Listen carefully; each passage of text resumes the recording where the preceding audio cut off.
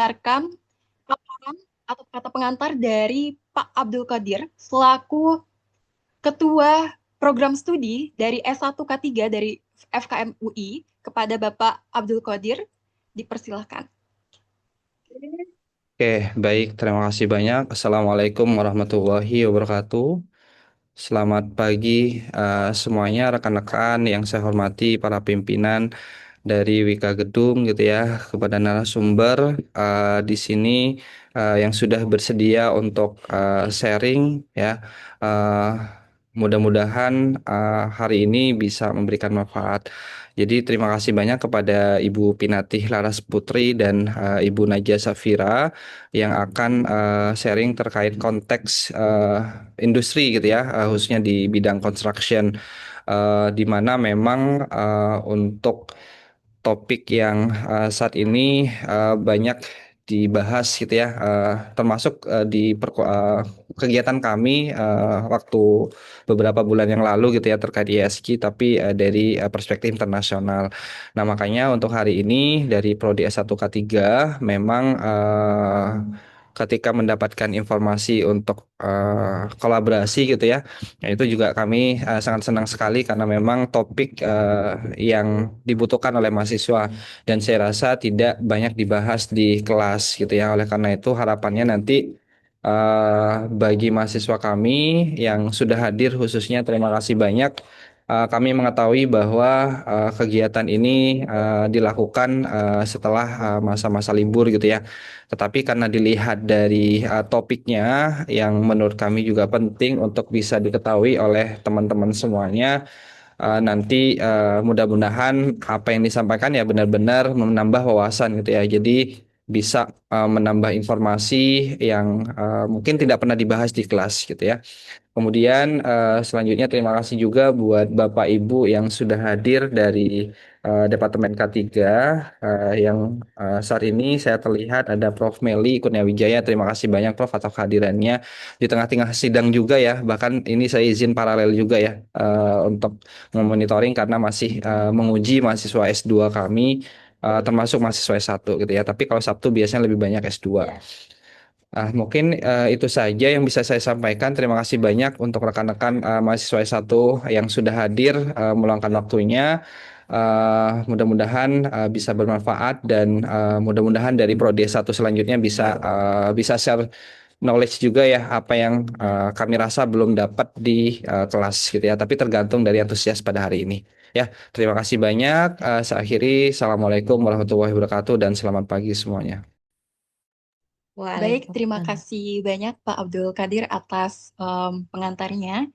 Mungkin untuk acara selanjutnya, sebelum sesi pemaparan materi em, dimulai, saya ingin berkenalan lebih dulu nih dengan teman-teman semua. Karena pepatah mengatakan bahwa tak kenal maka tak sayang. Jadi, bagi teman-teman yang memungkinkan, dapat dapat mengaktifkan kameranya masing-masing, kemudian klik atau ketik di kolom chat untuk teman-teman ini berasal dari departemen mana saja sih gitu. Berasal dari angkatan berapa saja. Jadi bagi teman-teman yang hadir, silahkan dapat mengaktifkan kameranya dan menuliskan departemen dan angkatannya masing-masing.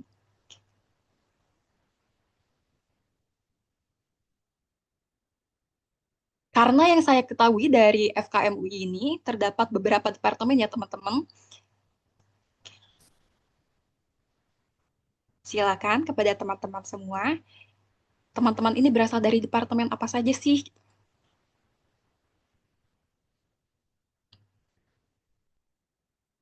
Oke, ada Nabil Khairon dari K3 2023.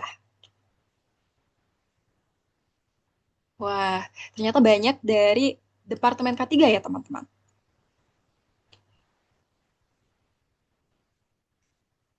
Selamat pagi, Prof. Meli. Salam kenal.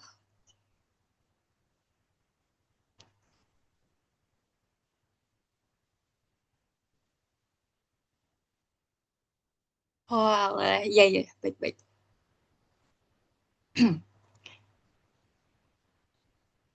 Baik, teman-teman semua. kita memasuki sesi yang paling kita tunggu-tunggu, yaitu pemaparan materi terkait sustainable in construction. Mungkin teman-teman di sini sudah familiar atau bahkan sering mendengar terkait istilah sustainability, terkait istilah ESG. Sebenarnya, apa sih sustainability itu? Apa sih ESG itu? Dan bagaimana implementasi ESG di industri konstruksi? Nah, di sini telah ada Ibu Pinati dan Ibu Naja yang akan memaparkan materi terkait sustainable in construction. Mungkin kepada Mbak Belinda dapat um, share screen slide-nya.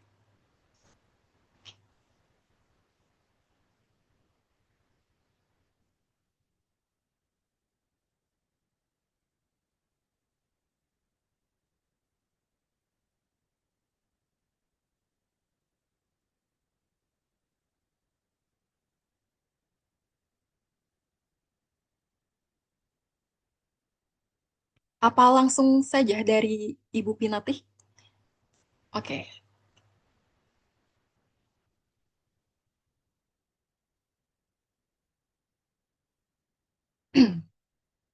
Jadi di sini teman-teman sudah ada narasumber dari kami yaitu Ibu Pinatih dan Ibu Naja. Mungkin next slide. Jadi Ibu Pinatih merupakan bagian dari ISG Departemen yang mana beliau sudah meniti karir sejak tahun 2011 di Wika Group. Kemudian selanjutnya ada Ibu Naja. Ibu Naja telah mendedikasikan keahliannya sejak tahun 2024 di bidang SHE dan sekarang merupakan bagian dari ISG Departemen juga.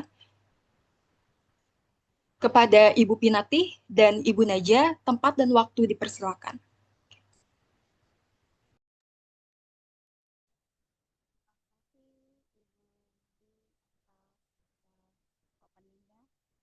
Bisa mendengar suara saya ya? Cukup jelas ya?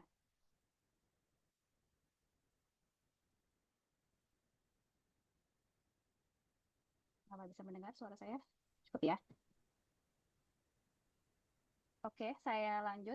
Saya mengucapkan halo, selamat pagi. Selamat pagi, Ibu. Oh, Sudah bisa terdengar? mendengar suara saya? Tahu kurang jelas dari Sudah. Bu Dayu nih, infonya kurang jelas. Oke, sudah ya. Oke, Bismillahirrahmanirrahim. Assalamualaikum warahmatullahi wabarakatuh. Selamat pagi, Bapak, Ibu. Selamat pagi semuanya.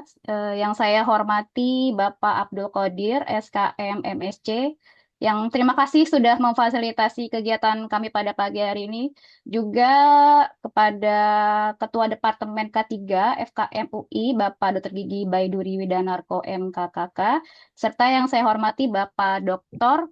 Mufti Wirawan SPSI MKK selaku Sekretaris Departemen K3. Mungkin sudah bergabung juga di Zoom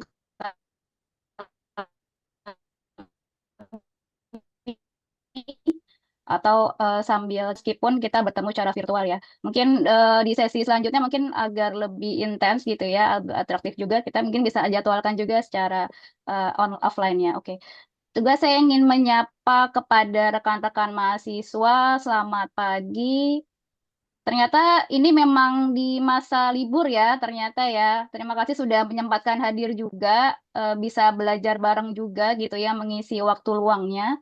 Ini informasinya juga, di sini ada teman-teman dari lintas angkatan gitu ya, Pak Abdul Qadir infonya ya. Jadi sebelumnya kami terinfo juga dari teman-teman mahasiswa ini ada dari angkatan mahasiswa semester 2, 4, sama 6. Jadi memang dari semua angkatan, semua generasi gitu ya bisa gabung di acara ini. Terima kasih. Melanjutkan perkenalan dari Mbak Windy sebelumnya, saya ingin perkenalkan sekali lagi, nama saya Pinati Laras Putri atau bisa dipanggil Pipin juga. Saya sebenarnya sudah hampir belasan tahun di Wika Gedung, jadi dari beberapa fungsi gitu ya yang sudah saya geluti. Pada akhirnya terakhir ini dari bulan Mei 2026, saya gabung di Departemen ESG di Wika Gedung.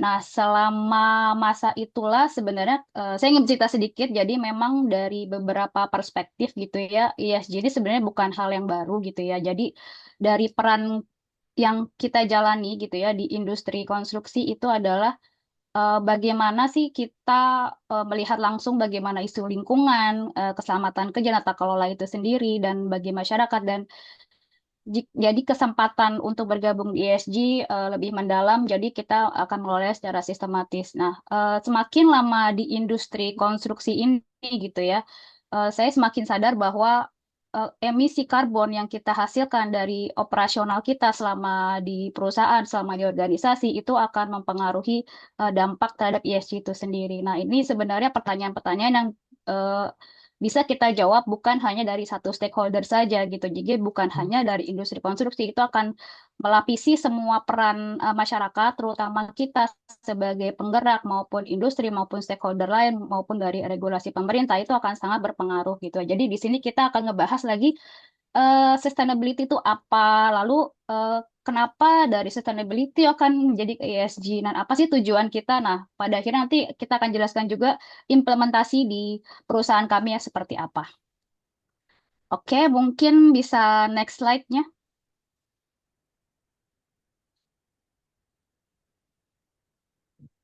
Oke, ini untuk menggali gitu ya, untuk menggali dari merefresh juga. Saya ingin bermain sedikit dengan teman-teman mahasiswa di sini untuk menebak nih kira-kira dari 4 kasus yang ada di slide, kira-kira mana sih yang bukan isu berkelanjutan? Nah, saya juga ingin menggali familiaritas teman-teman terhadap isu ini. Apakah memang sudah cukup dapat awareness-nya gitu ya, terlebih dari Pak Abdul sebelumnya sudah menyebut bahwa ESG ini sebenarnya sudah diajarkan gitu ya, bahwa tapi secara perspektif internasional. Nah, saya ingin melihat lagi nih dari teman-teman, menurut teman-teman dari 4 kasus ini mana sih yang bukan isu keberlanjutan? Misalnya, nih kita lihat banjir di perkotaan. Ini termasuk isu nggak keberlanjutan atau sustainability? Lalu isu B, kecelakaan kerja, ini termasuk nggak sih? Lalu yang C, misalnya gedung boros energi, ini termasuk nggak sih? Atau bahkan yang D, isu lainnya. Nah, saya ingin mengajak teman-teman, kira-kira 4 ini apakah jawabannya A, B, C, atau D, atau misalnya E nih, semua jawaban salah, atau F, misal semua jawaban benar. Nah, mungkin bisa bantu dijawab di grup di chat gitu ya. Sebut aja hurufnya A, B, C, E, D, F gitu. Mungkin kita bisa lihat nanti sejauh apa pemahaman teman-teman di sini. Silakan mungkin Mbak Windy bisa difasilitasi juga teman-teman untuk bisa melihat jawabannya kurang lebih seperti apa. Silakan teman-teman untuk menjawab atau untuk menebak kira-kira apa sih nih sustainability atau keberlanjutan, empat kasus ini apa hubungannya ya sama keberlanjutan gitu.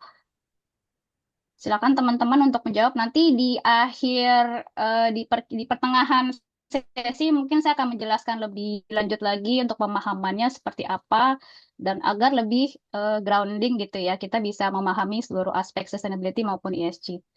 Silakan teman-teman. Oh, ini dari Bunga, dari Mbak Bunga Fasya. Jawabannya F. Oke, nanti boleh dikumpulkan saja jawaban yang lain. Mungkin ada pendapat yang lain juga, mungkin A, B, C, D. Oh, Mbak Maranda.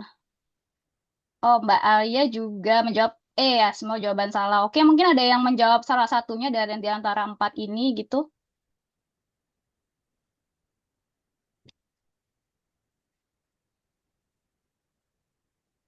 Oke, ini ada cukup. Oke, dari Revalina A hingga D merupakan isu keberlanjutan. Berarti jawabannya salah semua gitu ya. Oke, betul, betul, betul. Oke, oke nanti mungkin kita lanjut saja. Ini sudah kita dapat beberapa teman-teman jawab. Atau mungkin ada teman-teman yang mau menjawab lagi beserta alasannya juga silakan.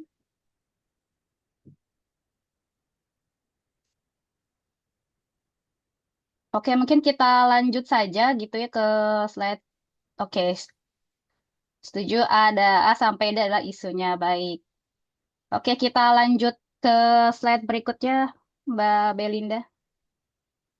Oke, jadi dari kemajuan ini kita memang selalu punya dampak. Jadi kita sepakat bahwa kemajuan itu sebenarnya perlu. Ya, teknologi ini adalah menciptakan hidup kita. Jadi industri ini menciptakan lapangan kerja, transportasi menghubungkan kita sampai satu sama lain, sampai ke tujuan, pembangunan juga meningkatkan kualitas hidup. Tapi kita sadar nggak sih, setiap kemajuan itu pasti akan meninggalkan jejak. Nah, jejak itu memang tidak akan selalu positif. Kita bayangkan, misal ketika kita membangun gedung pencakar langit gitu ya, misal atau gedung, kita menggunakan material yang diambil dari bumi, bahan bakarnya juga diambil dari bumi. Nah, emisi karbonnya itu besar, dan lahan yang mungkin kita pakai adalah lahan dari ekosistem yang ada. Nah, ini apakah pasti akan berdampak lingkungan. Lalu ketika proyek konstruksi dikerjakan dengan upah rendah, dengan tidak memperhatikan perlindungan kepada pekerjanya, dan tidak ada transparansi dari pengelolaannya, itu juga menjadi tantangan di tata kelola. Lalu kita bisa lihat di kanan slide, itu kita bisa melihat 5 dampak besar yang kita hadapi saat ini, yaitu perubahan iklim, lalu ada kekurangan sumber daya, lalu polusi dan sampah, ketimpangan sosial, dan tantangan tata kelola. Pertanyaannya adalah bukan apakah kita harus berhenti maju, tentu tidak, bahwa kita memang akan terus tumbuh dan bergerak. Tapi pertanyaannya adalah gimana sih kita memilih cara maju yang lebih bijak? Nah, itu adalah pertanyaannya gitu. Karena memang pertumbuhan itu adalah sesuatu yang akan pasti gitu ya. Nah, tergantung nanti kita kebijakannya bagaimanakah kita akan mencapai ketujuan tersebut. Kita misalkan analogi aja dengan gaya hidup kita. Misalnya kita makan enak hari ini tanpa kita perhatikan apakah kita memperhatikan kesehatan kita dari makanan yang sembarangan misalnya. Dan kemajuan perlu dipahami adalah kemajuan tanpa kesadaran dampak itu seperti makan makanan sembarangan tanpa kita memperhatikan kesehatan kita sendiri. Oke, kita next. Nah, kita harus paham bahwa setiap keputusan itu meninggalkan dampak. Slide ini kita menyampaikan satu ide sederhana bahwa setiap keputusan yang kita buat, baik sebagai individu, profesional, maupun sebagai perusahaan gitu atau organisasi, kita punya dampak di 3 dimensi sekaligus, yaitu lingkungan dari environmentalnya, lalu masyarakat secara sosialnya seperti apa, juga dengan ekonominya.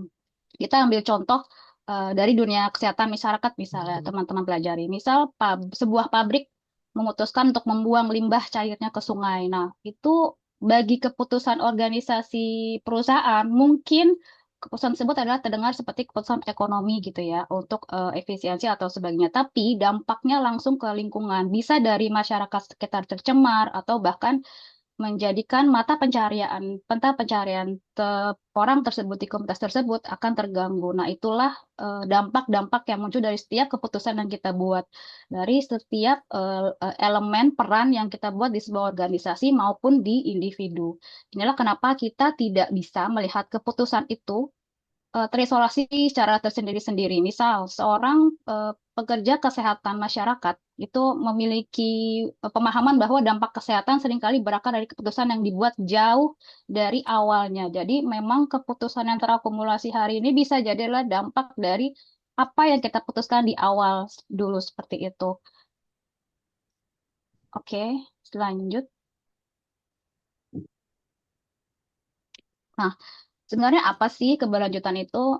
Apa sih sustainability itu? Bahwa sebenarnya kalau bisa dianalogikan adalah seperti menabung gitu ya. Jadi ketika kita punya rekening tabungan, tentu kita tidak akan menghabiskan uang kita pada masa ini untuk merelakan untuk bulan depan kita tidak bisa makan. Tentu kan tidak seperti itu. Misalnya kita dapat uang dari orang tua per tiap bulannya. Nah, itu akan kita kelola nih. Tapi kita kelola secara bijak. Misalnya kita gunakan untuk makan bulan ini, tentu kita akan sisihkan juga untuk kita, misalnya untuk kita membeli hal-hal lainnya dan untuk perputarannya di bulan depannya. Tentu kita akan menggunakan secara bijak.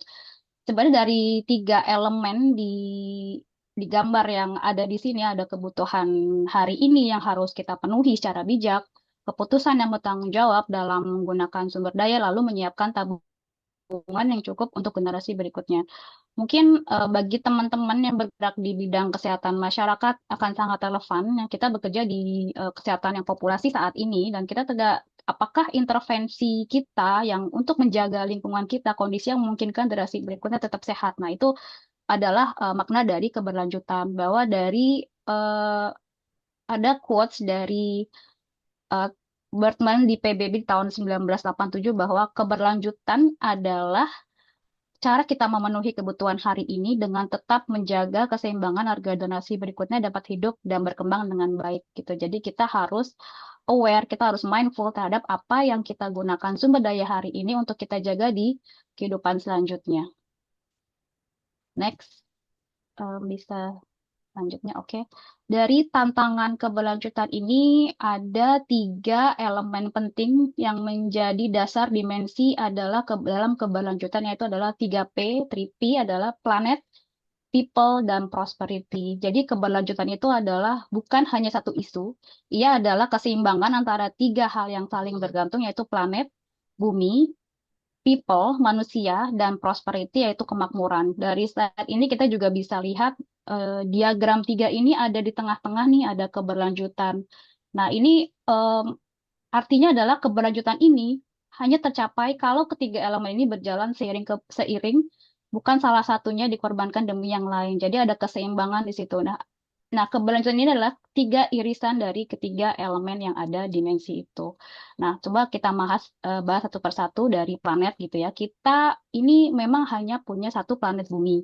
Sumber dayanya itu tentu akan terus habis ya, karena kita meninggali bumi yang sama dengan jumlah populasi yang akan terus tumbuh. Jadi semua sumber daya itu akan terus habis. Jadi kalau kita mengekstraksi terus tanpa memberi kesempatan alam untuk pulih, kita sedang memakan modal kita sendiri nih. Kita sedang makan rekening kita sendiri tanpa kita tahu ada pendapatan yang lain gitu misalnya.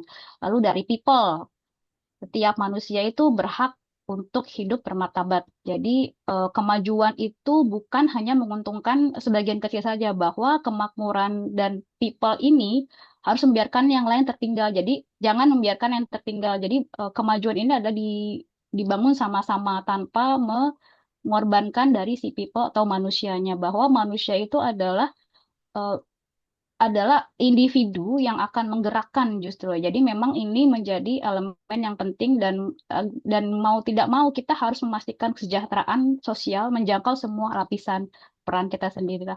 Lalu yang ketiga dari prosperity atau kemakmuran, atau juga kalau ada istilah juga secara ekonomi. Nah, kemakmuran ekonomi ini penting, tapi kemakmuran yang merusak lingkungan itu bukanlah disebut kemakmuran gitu ya. Jadi ia akan runtuh kalau prosperity kemakmuran itu tidak dijaga untuk seasonnya. Tantangannya adalah ketika ketiga hal ini seringkali tampak bertentangan gitu ya. Misalnya di contoh kasus tambang gitu, batu bara menciptakan lapangan kerja, tapi satu sisi lain ia akan merusak ekosistem dan kesehatan komunitas sekitar. Tapi disinilah kita mempunyai kerangka untuk berpikir secara holistik. Bagaimana sih kita mengatur semua ini gitu ya. Jadi dari hal ketiga ini mungkin tidak bertentangan, tapi kita akan lihat sejauh mana kita bisa melihat kerangkanya. Dari sudut mana kita bisa melihat kerangkanya. Seperti itu. Lanjut. Nah, ini adalah 4 akibat gitu ya ketika kita mengabaikan keberlanjutan. Kita sudah sebelumnya berbicara tentang apa sih itu keberlanjutan gitu ya dan kenapa itu penting. Nah, sekarang kita lihat teman-teman melihat keempat konsekuensi nyata gitu ya ketika si sustainability itu diabaikan.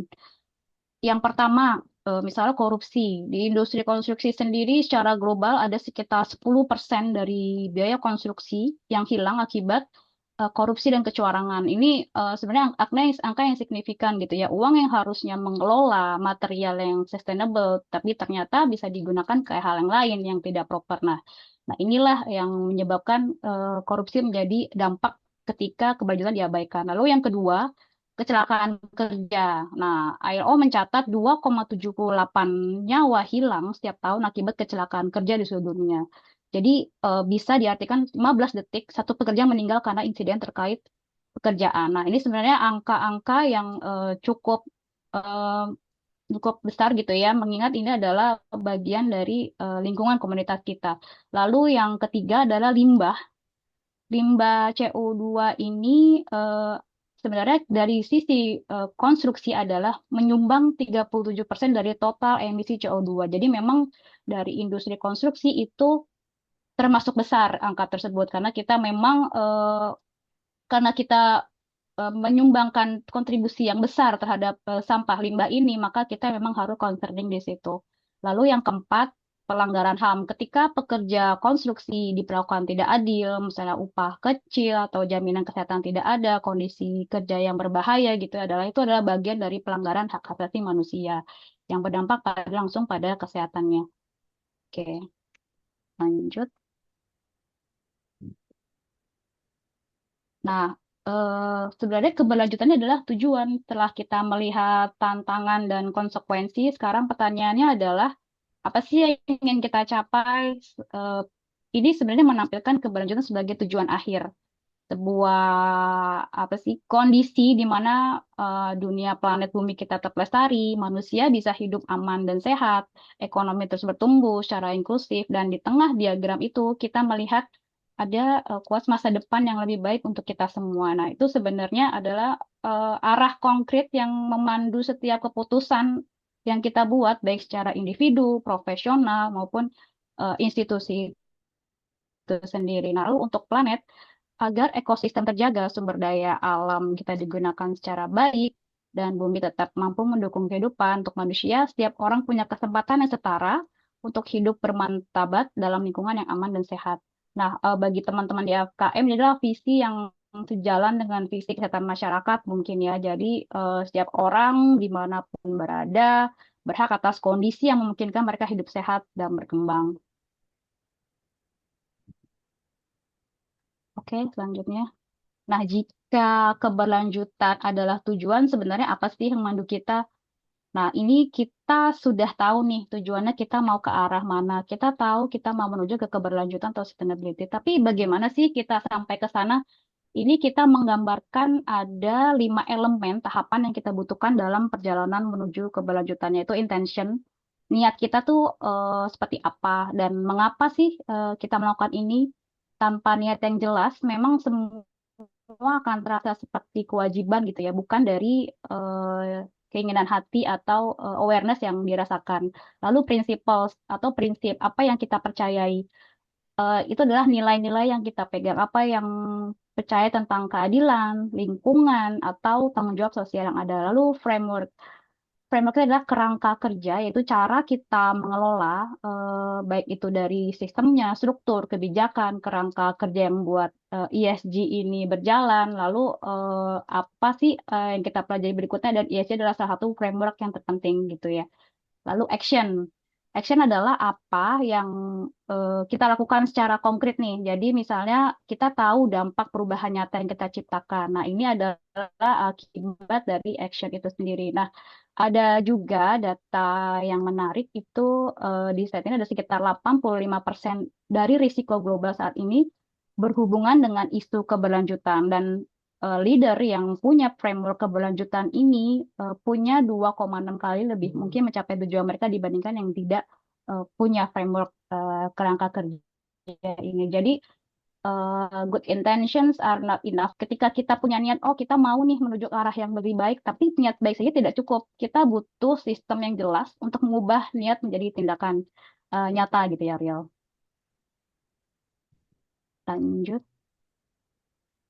Nah, ini kita sampai ke ESG. Jadi memang konsep ESG ini adalah dari secara harfiah, secara konsep adalah singkatan dari Environmental Social Governance yang dalam bahasa Indonesia disebut lingkungan, sosial, dan tata kelola. Saya menyebut ini menjadi metafora dari sebuah kompas gitu ya. Jadi kompas itu tidak menentukan tujuan Anda. Tujuan Anda itu sebenarnya adalah keberlanjutan, tapi kompas itu mengarahkan kemana sih kita mau menuju gitu ya. Itu tujuan kompas adalah agar kita tidak tersesat gitu. Nah, keberlanjutan itu adalah tujuan, sehingga tempat yang kita tuju adalah keberlanjutan itu sendiri. Lalu ESG adalah mata angin kita nih. Jadi juga kayak misalnya kita memakai di Gmaps, di Google Maps gitu ya. Nah, kita tujuannya kita ada. Gmaps itu adalah tujuan, misalnya adalah tools kita. Apa apa kerangka kita untuk mencapai tujuan kita. Apa bantuan yang bisa kita pakai untuk mencapai tujuan kita. Nah, itu adalah ESG. Nah, strategi ini adalah peta jalan, rencana konkret untuk mencapai tujuan, dan aksi adalah perjalanan itu sendiri, mengubah rencana menjadi dampak nyata. Kalau ESG dijalankan dengan benar, ada 4 manfaat yang nyata, yaitu pengelolaan risiko lebih baik, pertumbuhan bisnis yang berkelanjutan, yang membangun kepercayaan dengan pemangku kepentingan dan menciptakan dampak positif bagi manusia dan planet. Jadi ESG ini bukan sekedar tren gitu ya, dan sekedar pelepas tugas, pelepas laporan tahunan untuk investor gitu ya. Itu adalah cara berpikir, mindset kita untuk menuju sustainability, dan cara beroperasi yang kalau benar-benar dilaksanakan gitu ya, itu akan mengubah DNA dari sebuah organisasi atau perusahaan. Oke, selanjutnya. Nah, ini kita menyebutkan keberlanjutan adalah sebagai tujuan utama. Lalu di bawahnya adalah nilai jangka panjang adalah hasil akhir. Tadi yang sebelumnya disebutkan di awal, kita punya 3 dimensi, ada 3P gitu ya, ada people, planet, dan prosperity. Nah, ini konsep utama 3 pilar yang saling terhubung untuk mencapai keberlanjutan. Lalu ini diturunkanlah menjadi kerangka ESG. Apa sih kerangka ESG? Nah, itu environment, social, dan governance. Jadi, environment tentang lingkungan, sosial, pembahasan tentang sosial, dan governance tentang tata kelola. Kerangka ini untuk mengelola dampak melalui tindakan dan pengambilan keputusan yang bertanggung jawab. Lalu diturunkanlah ESG ini ke dalam 4 langkah-langkah gitu ya, atau program-program langkah konkret yang kita kerjakan, yaitu membuat sebuah program, membuat target, ada metrik, ada pengukuran-pengukuran, ada datanya. Ini adalah berupa alat gitu ya. Nah, untuk eh, planet tadi itu hubungannya dengan environmental, bagaimana kita mengolah dampak kita terhadap lingkungan, emisi karbon, penggunaan air, limbah dan ekosistem. Dan people ini menjadi sosial, bagaimana kita menghormati dan memberdayakan manusia. Dan prosperity ini diterjemahkan menjadi governance, lalu bagaimana kita memastikan pertumbuhan dilakukan dengan cara yang etis, transparan, dan accountable. Nah, ESG sebenarnya tidak berhenti di situ aja ya, kemudian dioperasionalkan melalui 4 tadi itu, program, target, metrik, dan data. Ini adalah bagian yang membuat ESG berbeda dari sekedar niat baik sebelumnya yang disebut intention. Jadi ESG maksa kita untuk mengukur, melaporkan, dan pertanggungjawabkan dampak kita secara sistematis. Nah, ini akan juga membuat kita mengevaluasi dari data yang ada, seperti itu. Selanjutnya,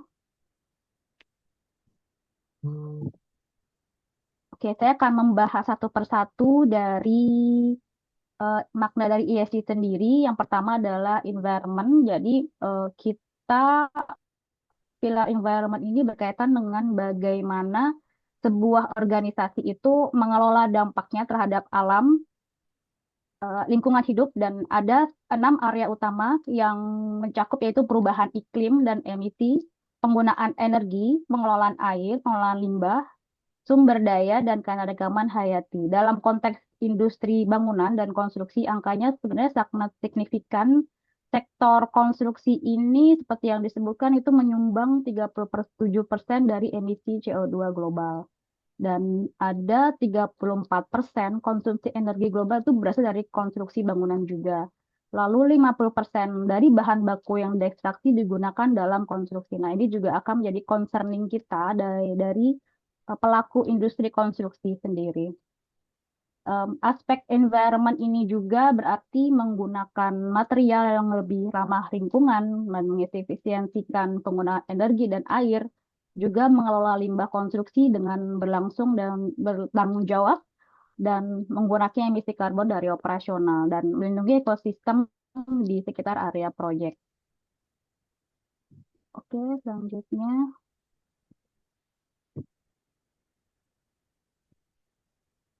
Oke, kita masuk ke pilar F, yaitu pilar sosial. Jadi pilar kedua ini adalah area yang paling dekat dengan bidang teman-teman di FKM. Jadi dimensi sosial ESG ini mencakup 6, yaitu keselamatan, kesehatan kerja, kesejahteraan karyawan, hak asasi manusia, dampak positif bagi komunitas, rantai pasok yang bertanggung jawab, serta karena keberagaman dan inklusi. Ada dua data di slide ini sebenarnya yang perlu digarisbawahi, yaitu pertama, 15 detik seorang pekerja meninggal karena insiden terkait pekerjaan. Ini adalah data LO di 2023 yang cukup update gitu ya. Dan industri konstruksi angka ini bahkan lebih tinggi dari rata-rata industri yang sifat pekerjaannya yang karena sifat dari industri konstruksi adalah mempunyai risiko yang lebih tinggi. Lalu kedua, perusahaan yang beragam dan inklusif memiliki kinerja 23% lebih tinggi. Bagi teman-teman FKM gitu, jadi pilar sosial ini adalah mungkin area kerja yang cukup familiar gitu ya, karena kesehatan dan keselamatan kerja dari pekerja itu sendiri dan hygiene dari industri, oh, dari komposit kesehatan di tempat kerja, perlindungan, kelompok rentan. Nah, ini semua berkaitan dengan elemen di sosial seperti itu. Selanjutnya, lalu masuk ke pilar governance yaitu tata kelola. Mungkin teman-teman mungkin sedikit belum gitu paham mungkin ya. Jadi dari governance ini adalah tata kelola, bagaimana kita mengorganisir eh, tata kelola dalam sebuah organisasi untuk mengatur juga kedua elemen sebelumnya dari I dan S. Nah, tata kelola ini mungkin yang paling dipahami karena terdengar mungkin random, tapi ini adalah fondasi dari dua pilar sebelumnya. Governance yang baik itu memastikan bahwa komitmen terhadap lingkungan dan sosial bukan sekedar di atas kertas aja, tapi benar-benar dijalankan, dipantau, dan dipertanggungjawabkan. Ada 5 elemen kunci di tata kelola yang ditampilkan di slide ini, yaitu pertama ada etika dan integritas, transparansi dan pelaporan, anti korupsi, perlindungan pelapor atau whistleblowing, dan akuntabilitas. Kenapa sih ini penting?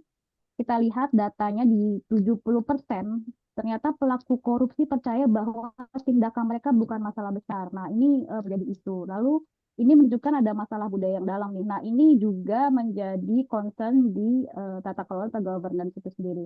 Nah, itu bukan masalah regulasi juga. Dan kerugian global akibat korupsi itu mencapai 2,6 triliun dolar setiap tahunnya. Dan korupsi menggerus 5% PDB global setiap tahun. Nah, data-data ini yang membuat tata kelola governance ini menjadi sangat penting gitu ya. Dan dalam konteks kesehatan masyarakat, governance yang lemah itu sebenarnya punya dampak yang nyata juga gitu. Misalnya anggaran kesehatan yang seharusnya menjangkau, atau transparansi, atau integritas, atau akuntabilitas ini menjadi sangat penting.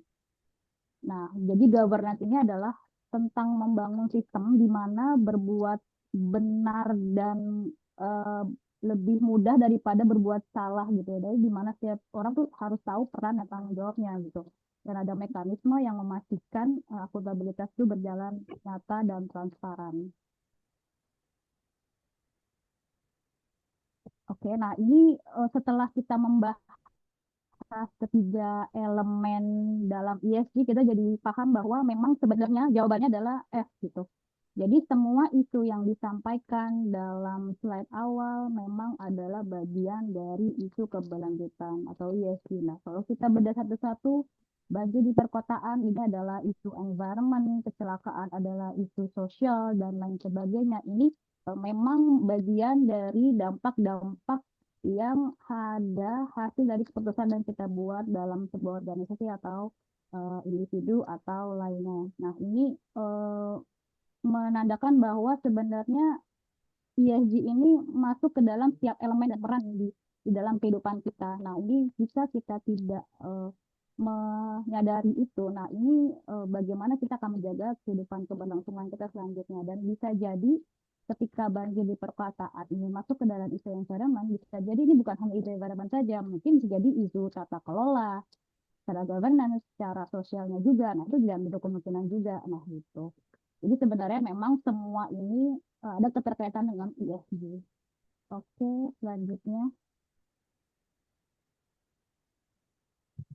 Nah, ketika kita sudah melihat ESG ini di dalam bentuk konsep gitu ya, dan kerangka kerja, ada pepatah yang mengatakan bahwa you can manage what you can measure. Jadi kita tidak bisa mengelola nih kalau kita nggak ngukur. Nah, makanya ESG ini ada ukuran. Jadi misalnya ada contoh dari ESG dashboard. Jadi ini adalah performa dari sebuah organisasi gitu ya yang muncul ketika kita menghitung dari metrik-metrik yang ada gitu. Jadi contohnya kita ada dari pilar environment, densitas CO2 sebesar 120 ton per pendapatan turun 15% dari tahun lalu. Begitu dengan pengolahan limbah 65%, naik 8%. Artinya ada perbaikan nyata, ada evaluasi yang bisa dibuktikan dengan angka.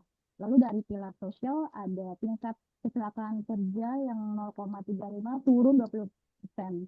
Jam pelatihan 24 jam per karyawan. Nah, ini bukan sekedar klaim bahwa kami peduli kesehatan, tapi ini adalah bukti yang harus kita buktikan, yaitu dan terukur. Lalu dari pilar governance, contoh penyelesaian pelatihan etika 60% dari seluruh karyawan. Lalu penyelesaian kasus kita 100% sesuai SLE. Ini artinya setiap laporan pelanggaran ditangani tepat waktu.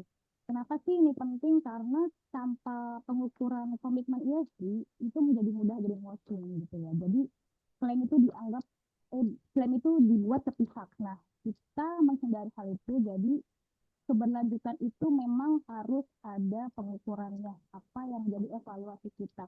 Apa yang menjadi titik agar kita bisa mengukur performa kita? Apakah kita sudah baik atau belum? Atau apakah kita memerlukan perbaikan di lini mana? Nah, itu adalah makanya makna dari kita perlu pengukuran.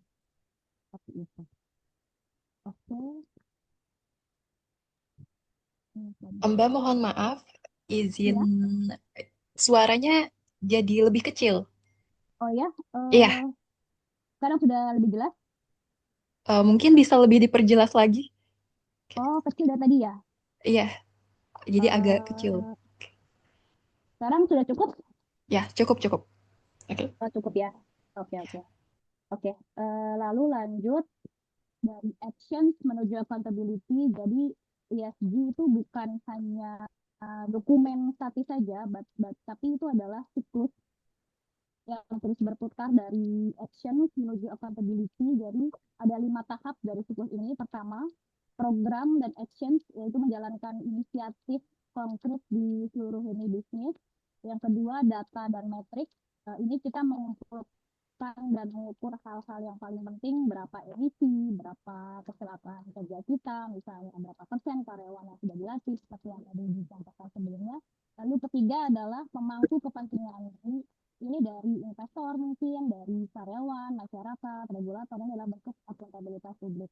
Lalu yang keempat, assessment dan rating. Ini dievaluasi oleh platform eksternal, jadi misalnya S&P Global, CSA, atau ESG Rating Agencies. Nah, ini penilaian eksternal ini memvalidasi apakah klaim kita itu kredibel.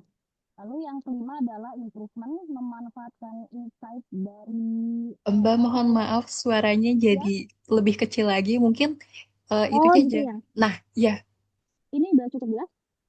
Eh, masih mendem. Masih mendem. Mendem ya. Ya, Oke, atau itu dari headsetnya? oke, oke. Sebentar, sebentar. Lebih jelas nggak di sini sekarang?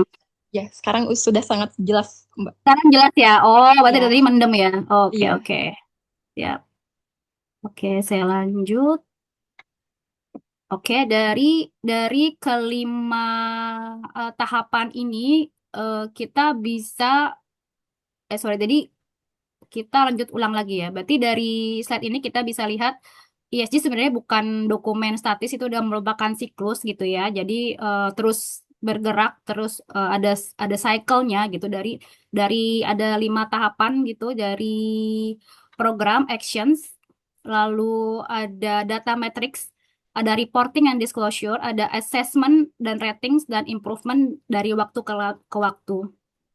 Nah, ini menjadikan kelima ini adalah improvement, menjadikan pemanfaatan insight dari evaluasi untuk terus meningkatkan setiap tahunnya, bukan sekedar mempertahankan status quo, tapi bergerak terus maju.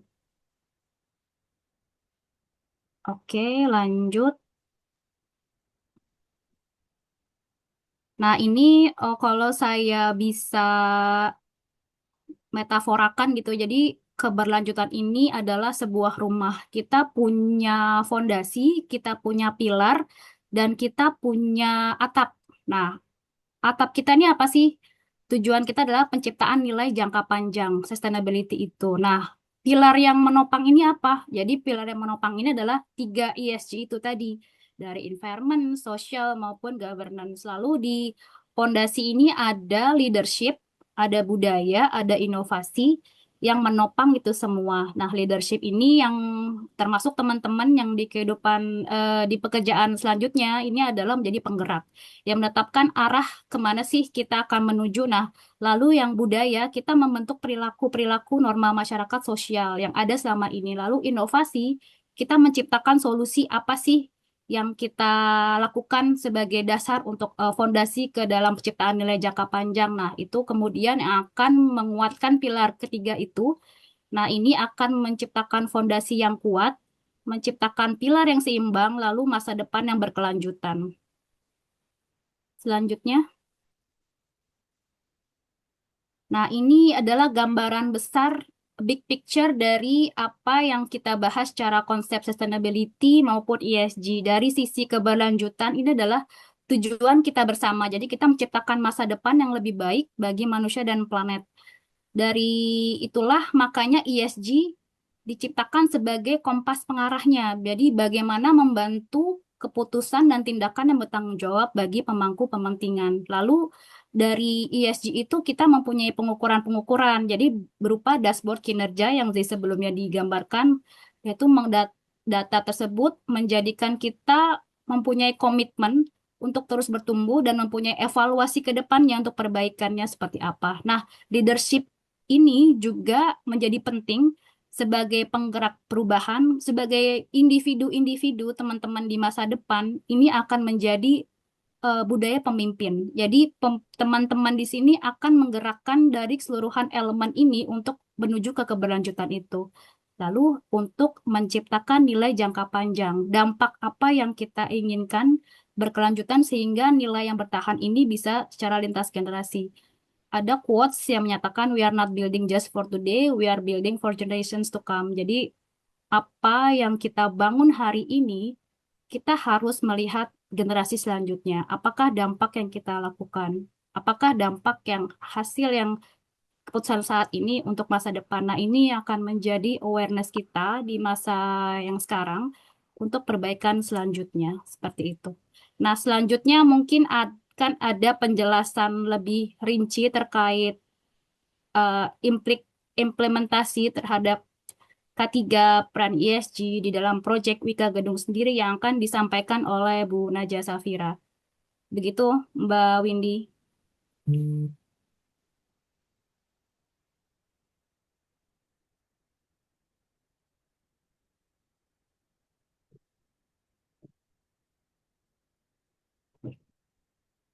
Oke, baik. Kepada Ibu Naja dipersilakan. Baik, terima kasih Mbak Windy. Assalamualaikum warahmatullahi wabarakatuh. Apakah suara saya terdengar? Sudah terdengar. Baik. Baik, selamat pagi Bapak Ibu dosen FKM UI dan juga teman-teman mahasiswa FKM UI. Pada kesempatan kali ini saya akan sedikit sharing terkait implementasi ESG di Wika Gedung, khususnya pada bagian ketiga dan juga pengelolaan lingkungan. Nah, seperti yang sudah dijelaskan oleh Ibu Pinati sebelumnya, bahwa implementasi ESG ini mencakup tiga pilar utama, yaitu environmental, social, dan juga governance. Lanjut.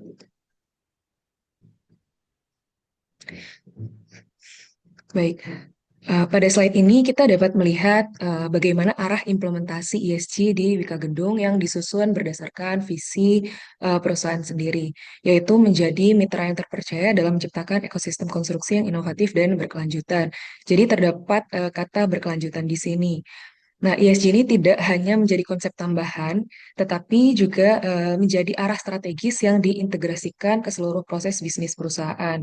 Nah, tujuannya itu untuk memastikan bahwa setiap aktivitas konstruksi itu tidak hanya berorientasi pada hasil fisik bangunannya, tetapi juga menciptakan nilai keberlanjutan, baik itu dari sisi lingkungan, sosial, maupun juga tata kelola korporasi. Nah, pada pada pilar yang pertama yaitu environmental. Implementasi ESG ini difokuskan pada pengelolaan dampak lingkungan secara menyeluruh yang mencakup efisiensi energi dan juga pengurangan emisi karbon, kemudian pengelolaan air, pengelolaan limbah dan juga kehidupan life cycle dari sebuah material secara bertanggung jawab dan berkelanjutan, kemudian perlindungan keanekaragaman hayati dan ekosistem, serta mendorong inovasi konstruksi hijau untuk mendukung transisi menuju pembangunan yang lebih berkelanjutan.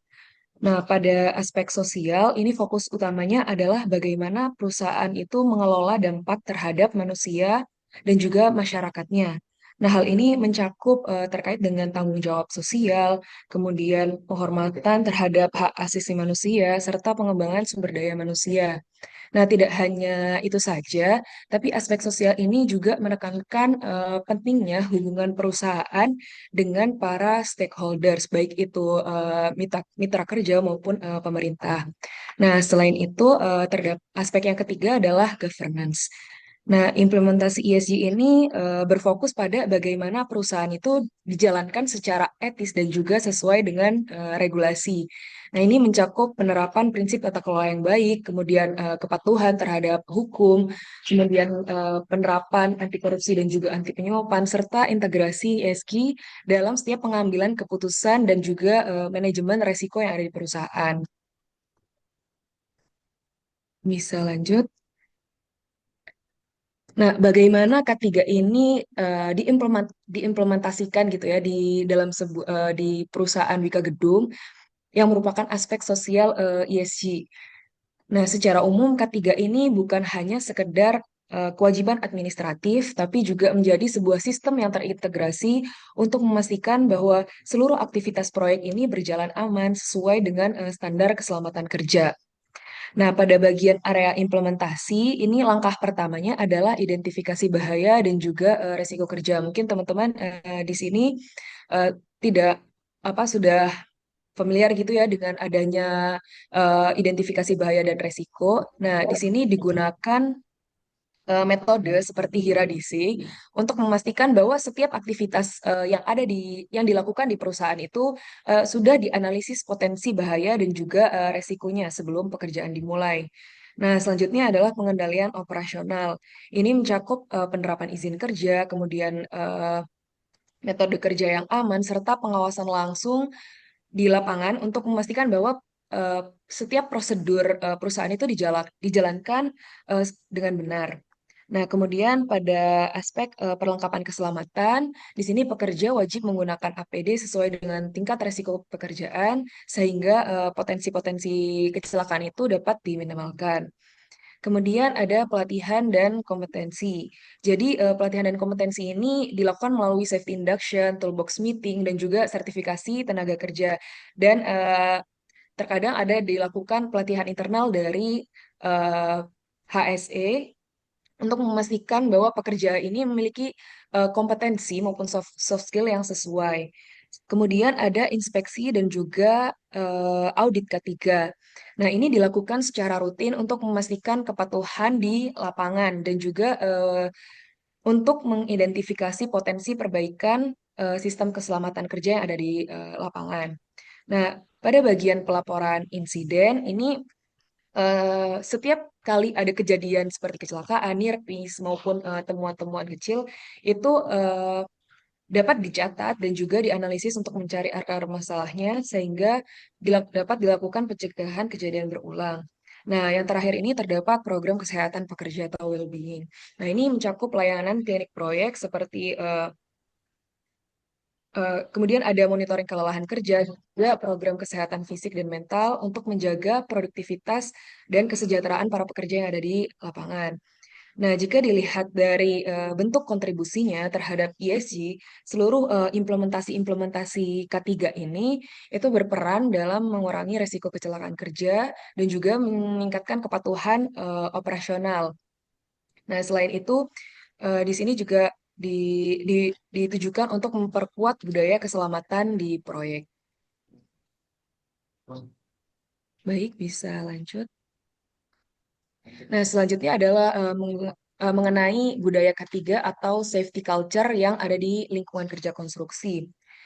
Jadi budaya ketiga ini sangat penting untuk membangun kesadaran dan juga perilaku bekerja yang aman dan konsisten di seluruh pekerja, bukan sekedar hanya tulisan saja gitu ya. Jadi itu sudah harus ada di dalam diri masing-masing pekerja. Nah, mungkin pada bagian pertama yaitu dengan bentuk sebuah leadership commitment. Nah, jadi di sini itu peran manajemen sangat penting dalam menunjukkan komitmen K3. Ini biasanya berupa eh, kebijakan perusahaan, instruksi kerja, ataupun penyediaan sumber daya dan evaluasi kinerja secara berkala. Nah, intinya artinya keselamatan kerja ini harus dimulai dari level top management sebagai role modelnya. Kemudian ada worker participation. Nah, di sini pekerja itu tidak hanya menjadi objek dari sistem K3, tetapi juga menjadi bagian aktif di dalamnya. Jadi pekerja ini dilibatkan dalam pelaporan bahaya, kemudian pemberian masukan atau feedback, dan juga upaya peningkatan keselamatan di lapangan. Nah, yang ketiga adalah dalam bentuk safety communication. Nah, jadi safety communication ini merupakan bagian bagaimana informasi K3 ini disampaikan secara efektif. Nah, kalau di Wika Gedung sendiri ini dilakukan melalui toolbox meeting, kemudian safety morning talk, safety induction, penggunaan rambu-rambu keselamatan di lapangan, dan juga kampanye K3 agar semua pekerja ini selalu terinformasi gitu ya mengenai resiko-risiko yang ada di lapangan. Nah, kemudian ada continuous improvement. Jadi setiap kali ada kejadian seperti insiden ataupun near miss itu harus dijadikan pembelajaran untuk memperbaiki sebuah sistem gitu ya, sehingga kejadian serupa itu tidak terulang kembali. Nah, jika kita lihat secara keseluruhan, budaya ketiga ini dibangun melalui 4 tahap. Yang pertama adalah compliance, jadi terkait dengan peraturan, kemudian awareness, participation, hingga ownership.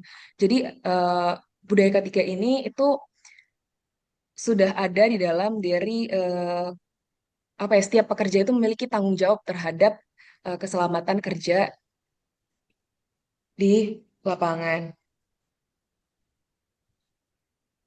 Baik, bisa lanjut. Selanjutnya adalah kita akan membahas terkait dengan aspek environmental dalam ESG. Nah, di industri konstruksi ini, pengelolaan dampak lingkungan ini harus dilakukan secara sistematis. Nah, dampak lingkungan ini umumnya kalau di industri konstruksi berasal dari penggunaan material, energi, air, bahan bakar, dan juga timbulan limbah dan emisi karbon. Nah, oleh karena itu, pengelolaan lingkungan ini menjadi sangat penting untuk memastikan bahwa seluruh aktivitas proyek itu tetap terkendali dan juga tidak menimbulkan dampak yang dapat merusak lingkungan. Nah, pada aspek yang pertama yaitu pada aspek energi, ini dilakukan pemantauan konsumsi listrik dan bahan bakar serta peningkatan efisiensi energi melalui penggunaan peralatan-peralatan yang lebih hemat energi. Nah, kemudian ada air. Jadi pengelolaannya difokuskan pada pengendalian pencemaran, kemudian monitoring konsumsi jumlah air, serta upaya-upaya penghematan air di area proyek.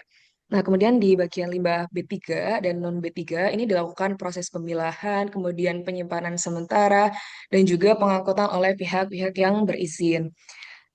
Nah, kemudian pada emisi karbon ini dilakukan pendekatan berupa pengurangan emisi melalui efisiensi energi, kemudian penggunaan bahan bakar yang rendah emisi dan juga perhitungan carbon footprint untuk memantau dampak yang dihasilkan. Kemudian terdapat eh, aspek produk berkelanjutan. Jadi di industri konstruksi sendiri itu digunakan material ramah lingkungan seperti material daur ulang dan juga menggunakan konsep green construction untuk mendukung pembangunan yang lebih berkelanjutan. Nah, selain itu juga terdapat aspek keanekaragaman hayati di mana dilakukan perlindungan ekosistem lokal dan juga pencegahan kerusakan habitat dan rehabilitasi area yang terdampak oleh pembangunan sebuah proyek. Nah, yang terakhir adalah kepatuhan lingkungan. Jadi perusahaan ini harus memastikan bahwa seluruh kegiatannya ini terdokumentasi dan sebuah laporan dan harus sesuai dengan regulasi yang berlaku. Baik, selanjutnya Jam 11-an. 11 lah, jam 11. Selanjutnya kita akan melihat bagaimana K3 dan pengelolaan lingkungan ini diintegrasikan ke dalam seluruh siklus proyek konstruksi, mulai dari tahap awal hingga tahap akhir proyek selesai. Nah, mungkin integrasi ini itu penting karena dalam praktiknya resiko K3 dan juga dampak lingkungan itu tidak hanya muncul di satu titik saja, tetapi sepanjang siklus proyek. Nah, untuk yang pertama pada tahap perencanaan, jadi aspek K3 ini difokuskan pada identifikasi bahaya dan juga risiko kerja, kemudian penyusunan rencana kerja aman dan kebutuhan APD serta kebutuhan pelatihan bagi para pekerja di lapangan. Nah, di Wika Gedung sendiri ini disebutnya dokumen SHE Plan. Nah, sementara dari sisi lingkungan itu dilakukan identifikasi dampak lingkungan, kemudian kebutuhan izin, dokumen lingkungan, dan lain sebagainya. Nah, dalam praktiknya sebenarnya dokumen ini itu disusun oleh owner. Kemudian pada tahap persiapan proyek itu implementasi K3 ini mencakup safety induction, kemudian toolbox meeting, pemasangan rambu-rambu K3, dan juga kesiapan prosedur kerja.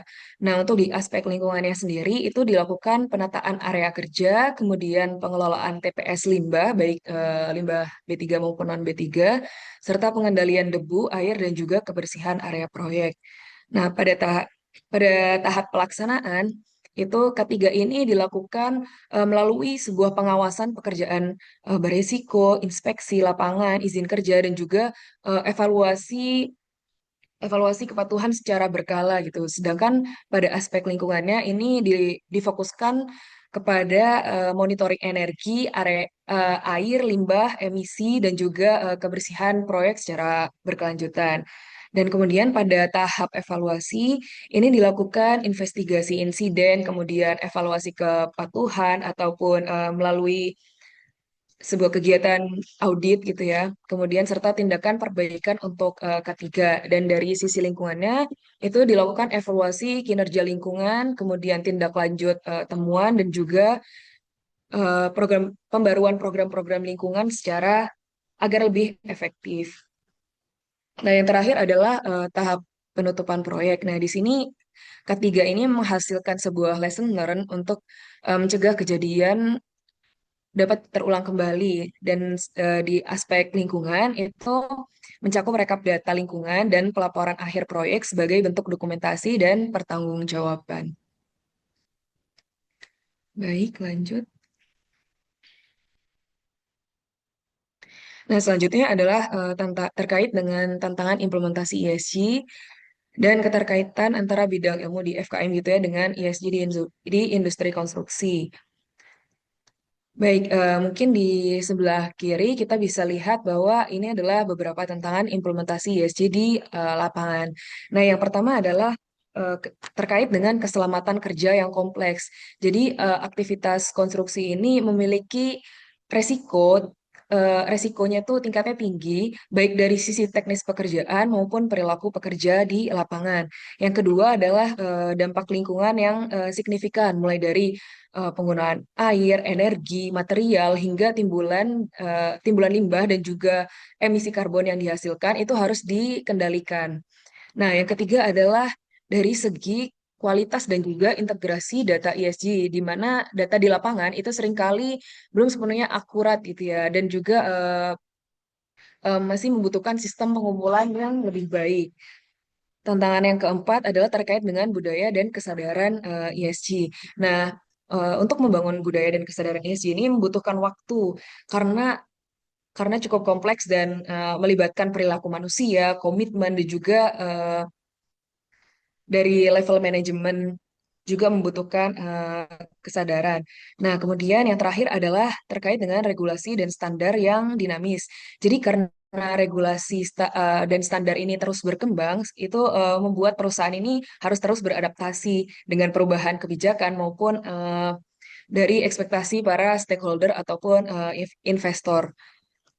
Kemudian di bagian kanan ini dapat kita lihat bahwa bagaimana ilmu FKN ini berperan langsung dalam mendukung ESG khususnya di industri konstruksi. Nah, misalnya pada bidang kesehatan kerja. Nah, ini berkontribusi dalam identifikasi dan pengendalian risiko K3 melalui sebuah pengawasan keselamatan, ergonomi, ataupun dari investigasi insiden. Nah, kemudian di bidang epidemiologi ini yang berkontribusi dalam analisis risiko kesehatan akibat kecelakaan kerja ataupun penyakit akibat kerja.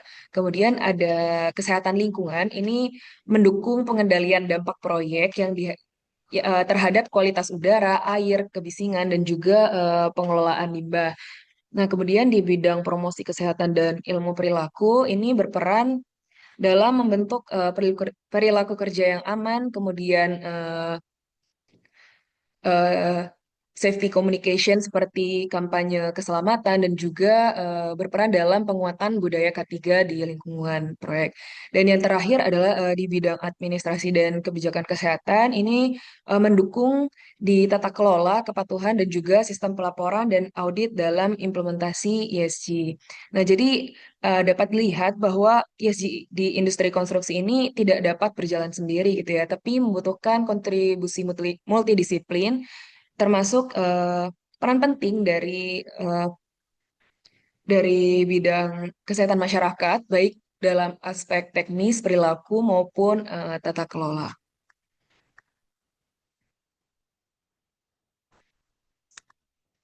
Baik, bisa lanjut. Baik, mungkin sekian dari saya. Terima kasih. Saya kembalikan kepada Mbak Windy. Oke, terima kasih banyak kepada Ibu Naja dan Ibu Pinatih yang telah memaparkan materi dengan sangat komprehensif dan tentunya sangat aplikatif terkait implementasi ESG di industri konstruksi. Namun sebelum memasuki sesi tanya jawab, saya ingin menyampaikan selamat datang kepada Ibu Dr. Bayuduri selaku Ketua Departemen K3, kemudian Bapak Dr. Mufti Wirawan selaku Sekretaris Departemen. Selamat siang Ibu dan Bapak. Selamat siang.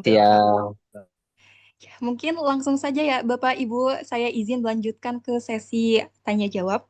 Jadi untuk teman-teman semua yang ingin bertanya, dipersilahkan untuk raise hand atau mengajukan pertanyaan lewat kolom chat. Dan satu hal yang menarik teman-teman, jika teman-teman mengajukan pertanyaan, bagi penanya terpilih akan mendapatkan top up e-wallet. Jadi jangan ragu untuk bertanya ya.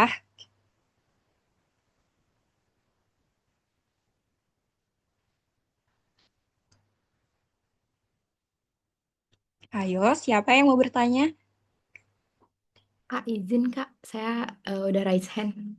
Oke, boleh. Silakan kepada Revalina Ya, untuk baik. Bertanya.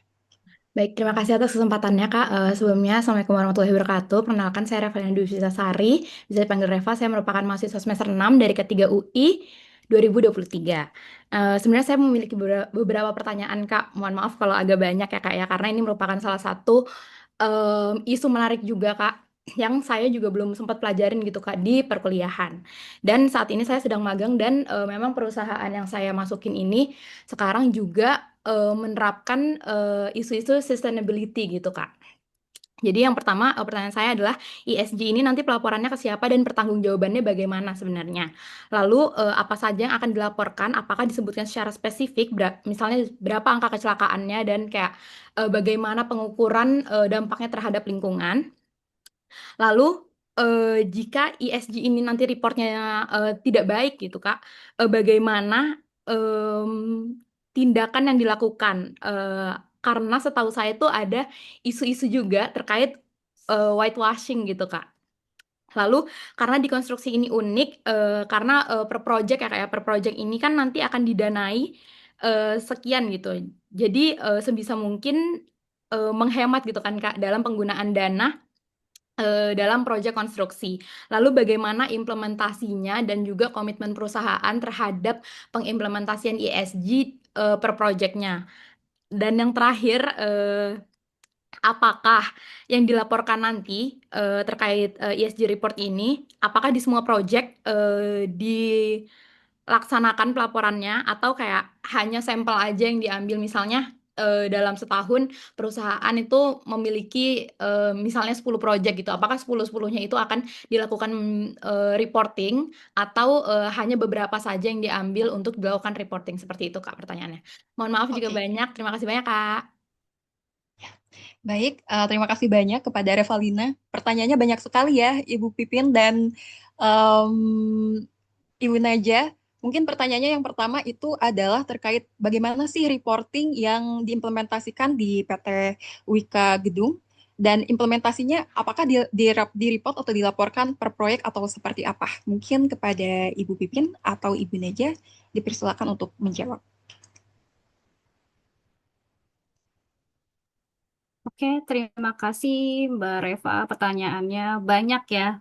Poin-poinnya mungkin kita akan ambil inti-intinya dulu. Nanti mungkin kalau ada yang kelewat, nanti kita bisa remind juga ya.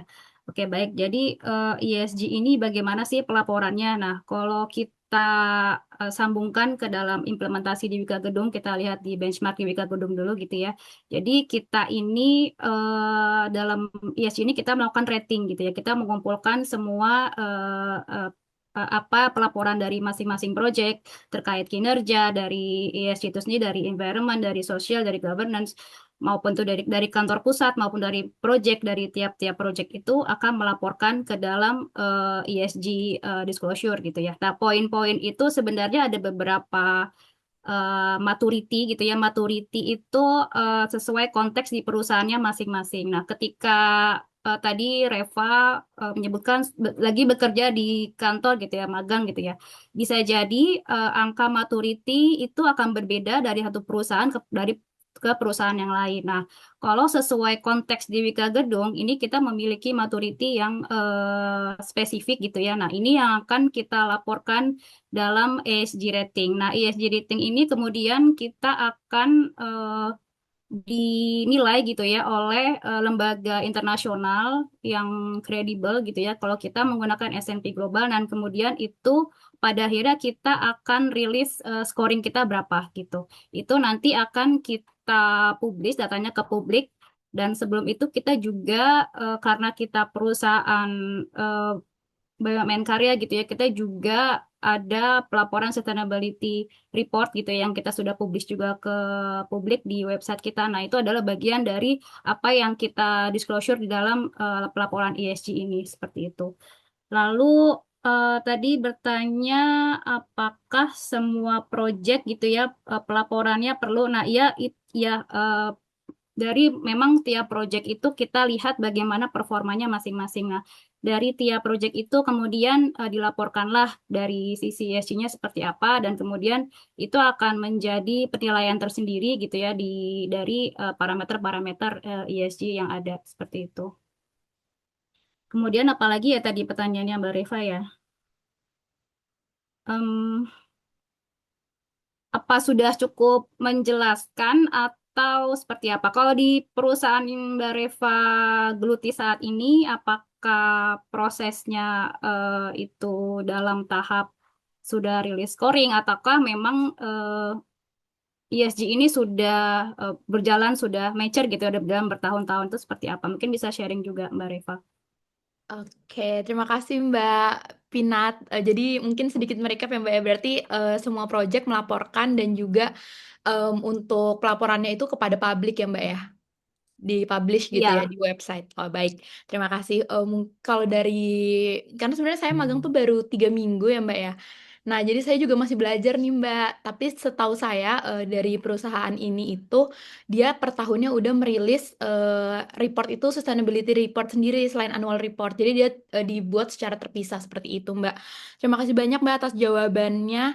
Sangat menarik. Saya pengen banget nih Iya. kalau misalnya ada kesempatan untuk diskusi lebih lanjut, bisa mungkin Mbak. Terima kasih Mbak Pinat dan Iya, juga baik. Mbak Widi. Terima kasih Mbak Reva. Iya. Silakan Baik, kalau mau mungkin berdiskusi di luar ya. juga, silakan. Silakan. Silakan Baik, mungkin saya kepada mau menambahkan sedikit ya, Bu Pipin, izin.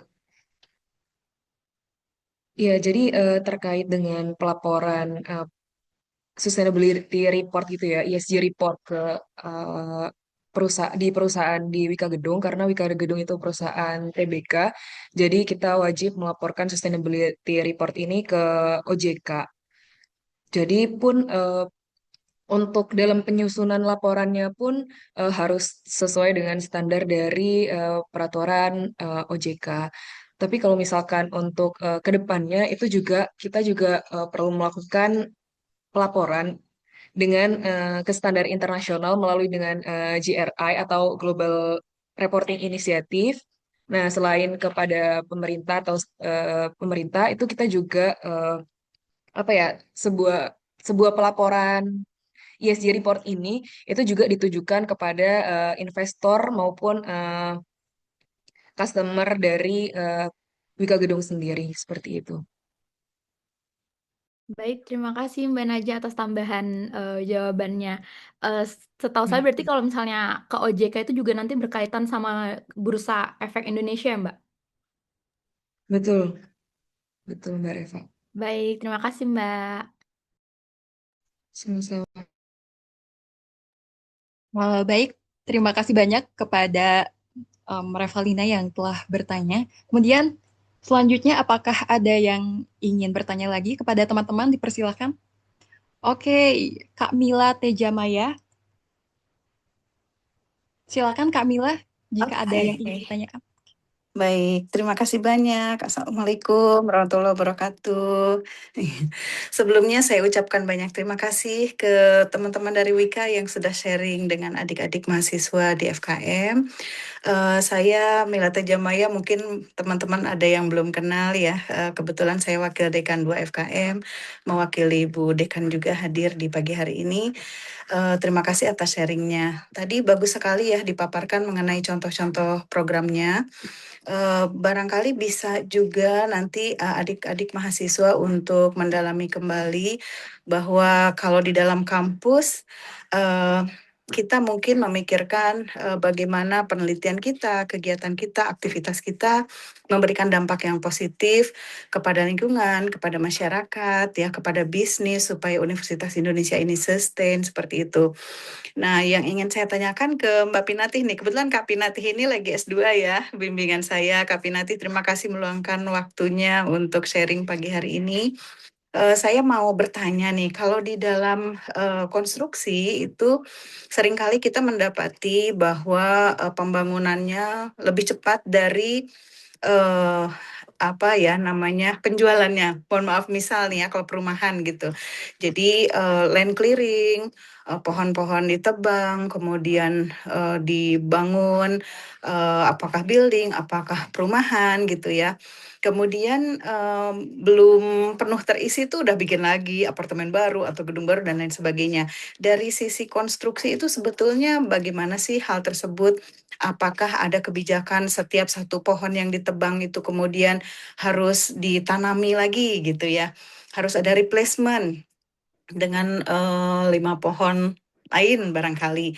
Kemudian pembangunan jalan, dampaknya ke masyarakat, pengubahan aliran air, apakah kemudian berdampak kepada meningkatnya kejadian demam berdarah gitu ya, atau diare di masyarakat, dan dampak-dampak lainnya.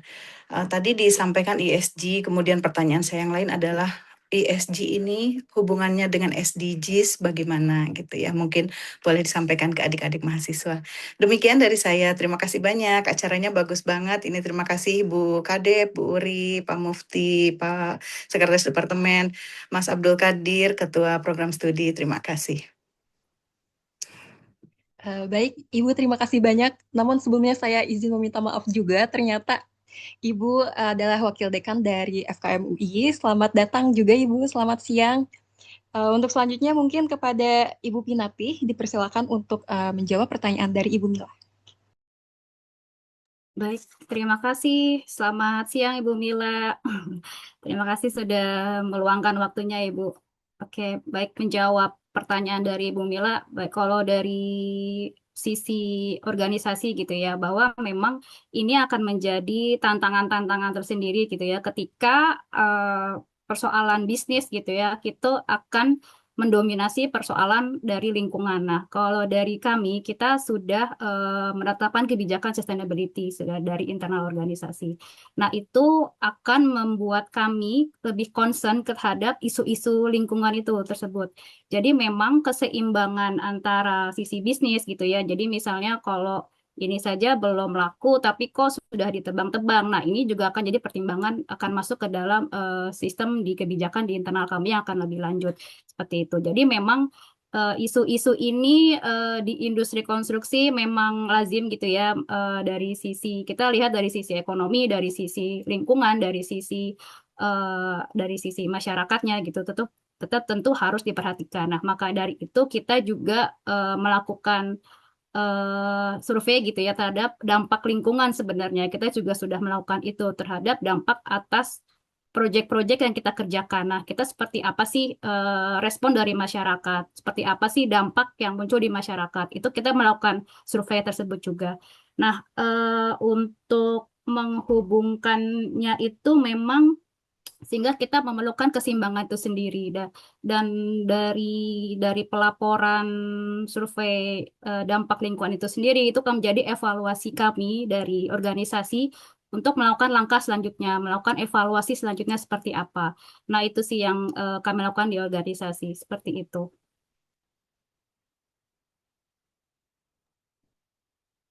Baik, Atau terima kasih Ya. banyak. Terima kasih banyak untuk jawabannya. Nah, mungkin sebagai Iya, masyarakat nih yang concern ya dengan iya. SDG atau dengan ESG, apakah ada platform nih kami itu untuk melaporkan, misalnya kok penebangan pohonnya terus-terusan, land clearingnya terus-terusan gitu ya, padahal konstruksinya kayaknya belum apa ya, belum diperlukan lah misalnya gitu ya oleh masyarakat di sekitar. Apakah kita bisa whistleblowing seperti itu? Terima kasih. Oke. Oke, baik, terima kasih. Memang kalau dari whistleblowing ya, kita membuka channel itu, Bu Mila. Jadi memang ketika ada keluhan dari masyarakat terkait dampak dari apa yang kita kerjakan di organisasi, itu bisa dilaporkan ke whistleblowing. Nah, itu juga bagian dari langkah-langkah sustainability ESG yang kita kerjakan di organisasi, Ibu. Jadi memang terkait SDGs itu dari Paris Agreement itu akan lalu diterjemahkan ke dalam ESG yang kita kembangkan saat ini seperti itu. Jadi memang keterbukaan itu penting ya. Jadi ketika ada keluhan dari masyarakat, dari komunitas, dari tentang cara kita memperlakukan lingkungan kita, itu akan langsung bisa akan langsung masuk ke sistem kita. Nah, itu akan menjadi pelaporan yang kita akan evaluasi seperti itu. Nah, lebih baik lagi juga nanti kita akan melakukan tindakan eh, mulai mungkin dari pencegahan, walaupun ketika ada laporan kita akan koreksi seperti itu. Jadi kita memang membuka channel untuk whistleblowing, Bu. Jadi ada di organisasi kami di Yuka Gedung kita membuka channel itu. Oke, Baik. terkait yang ESG dan SDGs tadi sudah Oh dijelaskan iya, atau belum ya? gimana Mbak Baik, Najah? mungkin saya akan menjawab terkait kaitannya ESG dengan SDGs gitu ya Bu ya. Jadi untuk ESG sendiri itu merupakan sebuah kerangka implementasi ataupun implementasi dan juga pengukuran dalam sebuah perusahaan untuk mencapai sebuah eh, tujuan berkelanjutan gitu ya. Dan tujuan berkelanjutan ini adalah SDGs gitu. Jadi sebuah ESG ini alatnya, kalau SDGs itu adalah tujuannya gitu Bu. Seperti itu. Mungkin dari tadi Oke. yang sudah disampaikan terkait whistleblowing itu juga masuk masuk ke dalam salah satu indikator kita yang ada di aspek governance perusahaan. Jadi itu juga istilahnya diimplementasikan di tingkat korporasi perusahaan. Jadi sudah masuk ke dalam aspek-aspek di dalam ESG seperti itu, Bu. Oke, terima kasih banyak kakak-kakak atas penjelasannya. Sehat selalu, semoga sukses. Terima kasih Mbak MC. Baik Ibu, mungkin di sini juga ada tambahan dari Ibu Yayu selaku manajer dari Departemen ESG. Kepada Ibu Yayu, dipersilahkan. Baik, terima kasih. Selamat siang. Salam kenal Bu Mila dan Bapak Ibu Kaprodi yang telah hadir. Eh, mohon maaf tadi saya terlambat hadir, begitu kan ya. Jadi ini betul ya seperti yang tadi disampaikan Bu Mila. Memang acara ini saya mewakili manajemen Wika Gedung. Begitu sangat berterima kasih atas undangannya. Memang acara ini sangat bagus dan kami juga sangat berharap sebetulnya awalnya offline begitu ya Bu Mila dan Bapak Ibu Kaprodi gitu supaya memang lebih interaktif, tapi karena memang sedang dalam liburan ya tidak masalah begitu kan ya. Yang penting nanti secara concernnya atau kontennya bisa tersampaikan ke adik-adik kita mahasiswa begitu.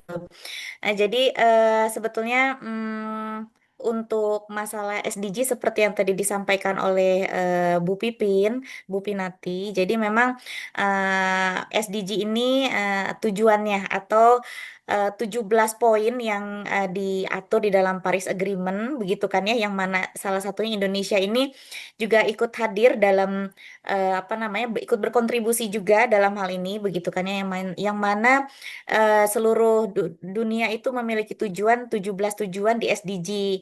Ya, seperti salah satunya mungkin ada food, ada environ dan sebagainya. Nah, bagaimana sebetulnya untuk mencapai tujuan tersebut? Kita melakukan hal atau aktivitasnya atau programnya dengan melakukan hal apa? Kalau tadi Bu Pinati menyampaikan kita punya kompas. Nah, kompasnya ini adalah memakai aktivitas-aktivitas ESG begitu. Nah, kurang lebih seperti itu. Nah, adapun juga mungkin tadi pertanyaan dari Bu Mila, dari Bu Wadek begitu kan ya, menyampaikan bahwa, nah ini bagaimana kalau misalkan ternyata apakah kita punya platform yang harus ketika kita punya keluhan begitu kan ya. Nah, kebetulan memang sebuah perusahaan ketika atau sebuah organisasi ketika dinyatakan bahwa organisasi tersebut sustain begitu tentunya kan harus ada yang memvalidasi. Nah, kebetulan di Wika Gedung ini mohon doa restunya juga Bapak dan Ibu sekalian, insya Allah eh, tanggal 1 Juli sampai dengan akhir Agustus kita akan melakukan assessment dengan S&P Global.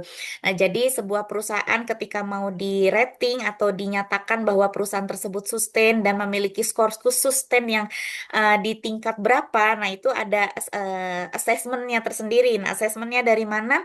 Tentunya kita pakai yang terpercaya. Begitu salah satunya adalah dari S&P Global atau bisa dari Sustainalytics begitu kan ya. Ya nanti hubungannya betul tadi Mbak Reva sampaikan bahwa ini akan ada erat hubungannya dengan investor-investor. Nah, investor itu akan melihat perusahaan ini sudah sustain apa belum, siapa yang memvalidasi begitu kan ya. Dan setelah divalidasi berapa sih scoringnya.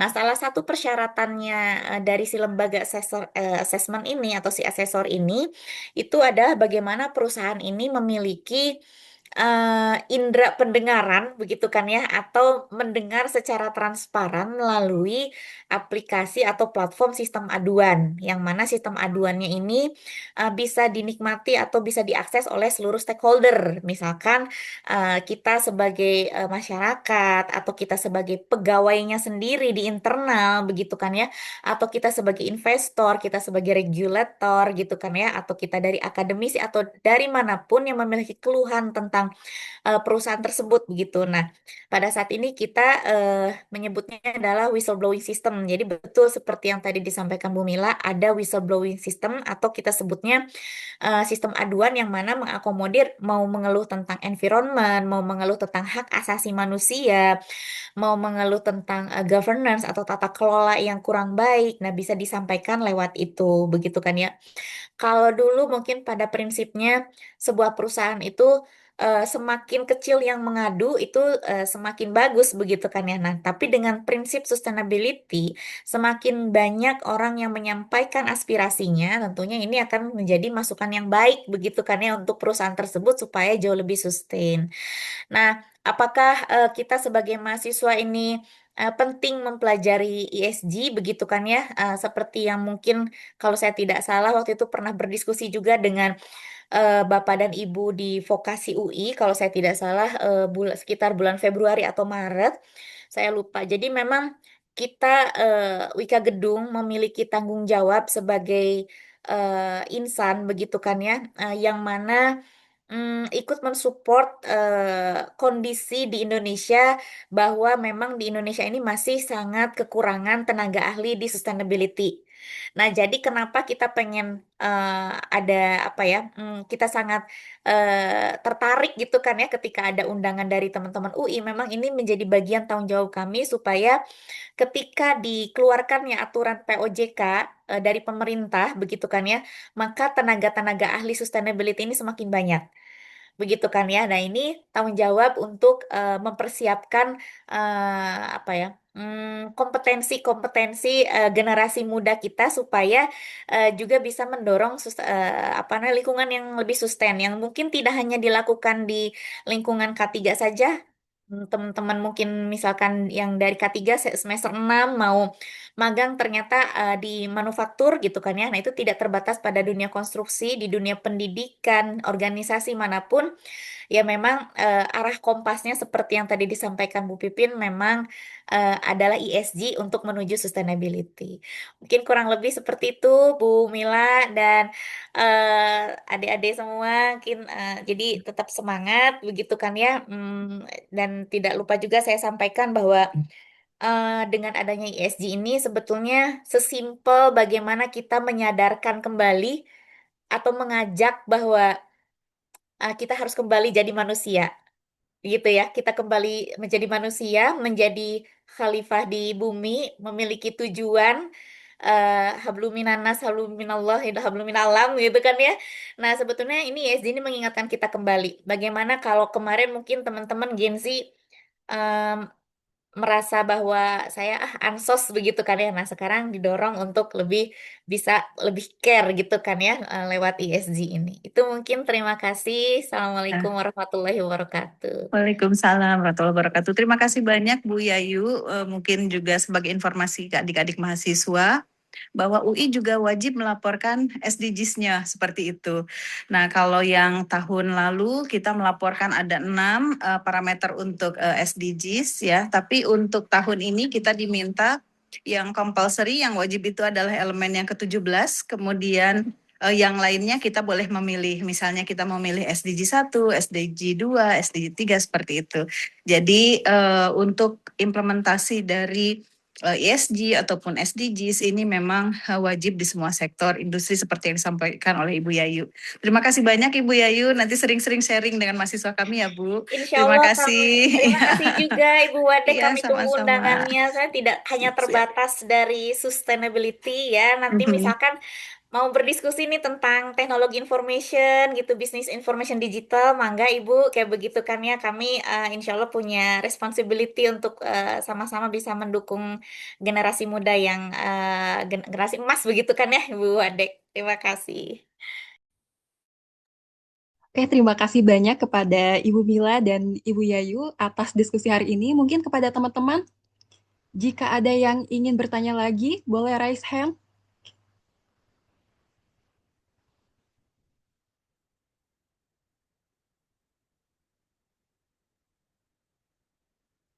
Silakan kepada teman-teman.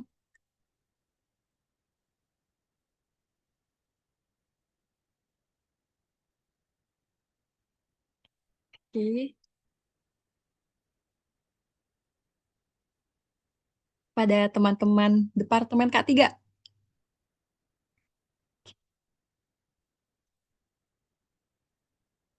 Atau jika ada Bapak dan Ibu dosen yang ingin berdiskusi, silahkan juga Bapak dan Ibu.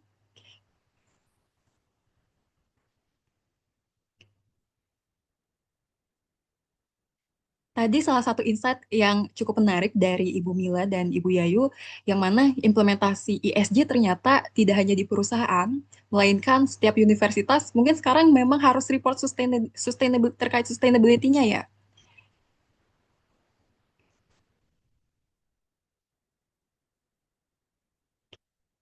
Iya betul Mbak Windy ya, termasuk Universitas Indonesia juga kita wajib melaporkan di dalam reportnya itu yang THE Impact Ranking. Jadi perankingan dunia itu ada QS ya, QS WUR, kemudian ada THE. Nah, salah satu parameter dari THE itu adalah impact rating. Bagaimana penelitian, aktivitas Pengmas dari dosen, mahasiswa semuanya ini berdampak ke masyarakat. Alhamdulillah UI ini terkatrolnya sama nilai FKM ya. Karena FKM RIK lah in general. FKM ini kan kita ada kegiatan PBL ya, itu yang langsung memberikan dampak ke masyarakat. Kemudian juga kegiatan-kegiatan apa ya, penelitiannya dalam bidang climate change, dalam bidang kesehatan ya, dalam bidang ini apa kemarin itu stunting ya, stunting, kemudian penelitian COVID. Nah, ini banyak sekali gitu. Jadi itu ternyata saya juga baru ngeh ya. Teman-teman kalau adik-adik mahasiswa mau lihat ada laporan sustainability UI itu tersedia dari Google juga bisa dicari. Laporan sustainability Universitas Indonesia. Kita ranking 2 di Indonesia, ranking 30 di dunia ya. Jadi ranking 2 nomor satunya UNER. Nah, ayo adik-adik mahasiswa kegiatan yang terkait sustainability-nya kita tingkatkan lagi kalau kita mau ini ya menjadi nomor 1 gitu di Indonesia. Oke, demikian ya Mbak Windy, terima kasih. Terima kasih banyak Ibu atas informasinya. Ternyata sangat keren sekali ya, UI sudah berada di posisi kedua gitu ya. Nah, untuk selanjutnya mungkin ini ada pertanyaan dari Pak Hendra Jamalus. Izin bertanya Ibu narasumber, bagaimana keterkaitan ESG dengan ISO 45001?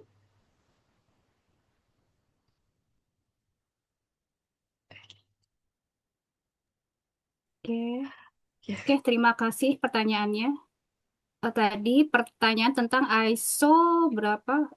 45001 ini tentang K3 ya. Oke. Jadi memang keterkaitan ISO ini akan memperkuat kredibilitas penilaian salah satu aspek ESG itu ke dalam penilaian ESG total keseluruhan. Seperti itu. Jadi memang itu kan K3 ya. Di record. Aku nggak tahu nih. Kayak gini-gini nih kalau ngezoom. Maaf. Oke, jadi memang kalau ISO itu akan mendukung salah satu kredibilitas di ESG. Mungkin di salah satu aspek environment, mungkin di aspek sosial gitu ya, entah itu sosial atau environment. Mungkin Mbak Naja bisa menambahkan. Iya, baik mungkin seperti yang sudah dijelaskan oleh Ibu Pinati gitu ya.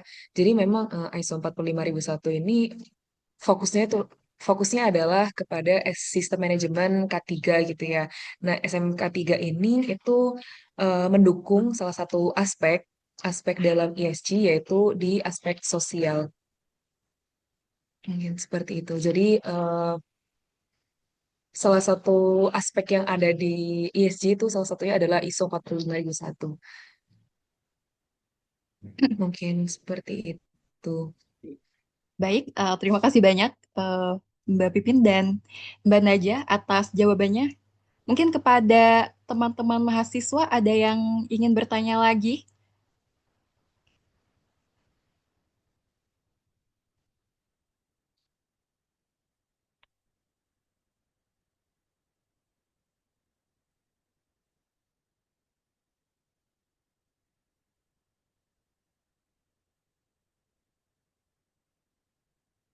Oke. Baik, karena saat ini kita sedang berada di akhir acara, mungkin kita tutup saja sesi tanya jawab kuliah umum hari ini. Ada 2 poin utama, teman-teman, yang kita peroleh dari kuliah umum terkait sustainable in construction. Yang pertama, ternyata ESG itu bukan hanya sekedar konsep, teman-teman, tetapi menjadi kompas, menjadi pemandu arah bagi suatu organisasi, yang mana saat ini organisasi tidak hanya berpikir terkait keuntungan yang diperoleh untuk jangka pendek saja, melainkan keberlanjutan untuk jangka panjang juga. Kemudian yang kedua, implementasi dari ESG di industri konstruksi itu dapat diwujudkan melalui K3 maupun pengelolaan lingkungan, yang mana implementasinya itu tidak hanya di level strategi saja, melainkan siklus proyek secara keseluruhan, dimulai dari perencanaan hingga penutupan proyek. Dari sini kita bisa melihat teman-teman bahwa ilmu yang dipelajari di K3 di FKM UI ternyata sangat-sangat erat kaitannya dengan ESG. Sehingga dapat disimpulkan kalau ESG provides the direction and knowledge from FKM, strengthen its implementation. Mungkin sekian yang dapat kami sampaikan. Terima kasih banyak kepada seluruh mahasiswa yang telah berpartisipasi secara aktif, kemudian kepada Bapak dan Ibu dosen yang telah hadir, kepada Ibu narasumber yang telah hadir, dan manajemen dari Wika Gedung. Sekian yang dapat kami sampaikan. Semoga ilmu yang kita paparkan tadi dan diskusikan tadi bermanfaat bagi kita semua. Sekian, wassalamualaikum warahmatullahi wabarakatuh. Waalaikumsalam. Itu bisa foto dulu Mbak Windy? Ya, iya. Kita foto dulu ya. Mohon maaf Bapak Ibu dan rekan-rekan sekalian untuk bisa membuka kameranya.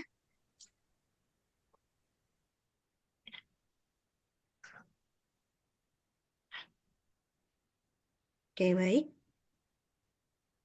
Ini ada 3 halaman. Nah, saya hitung 1, 2, 3.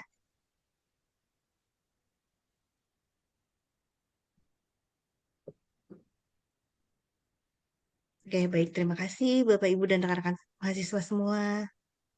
Mari Ibu Mila, Bapak Abdul. Terima kasih Terima semuanya, kasih Mbak banyak. Pinati, Mbak Nadia, Terima terima kasih kasih, Bu semuanya. Ade, Bu Kak Uri, Ading, Terima terima kasih. Mas Mufti, makasih Pak Hendra. Assalamualaikum. Assalamualaikum. Ya, terima kasih Fani. semuanya. Udah jam 11.